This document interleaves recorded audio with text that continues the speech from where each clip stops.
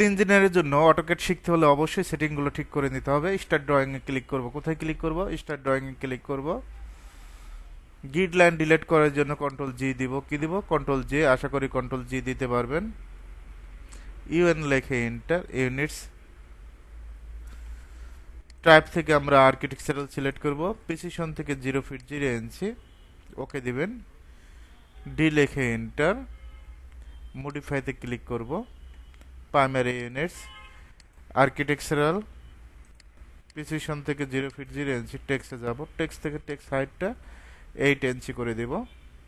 Sample and arrow এখান থেকে আমরা ক্লোজ ফিল্টার সিলেক্ট করব। অ্যারো সাইজটা আমরা 5 ইঞ্চি করে দিব। সেন্টার মার্কটা আমরা 4 inch. Okay, set current close. OS লেখে এন্টার। Select all. ওকে, অটোক্যাডের ডিরেকশন দুইটা, একটা এক্স একটা ওয়াই।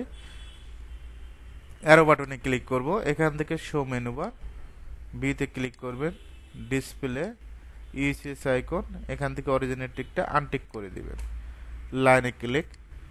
লাইনটা স্ট্রেট করার জন্য F8 5 ফিট। মেজারমেন্ট চেক দেওয়ার জন্য ডাইমেনশনে ক্লিক করবেন। জাস্ট লাইনের উপর আসবেন। এখান থেকে 5 ফিট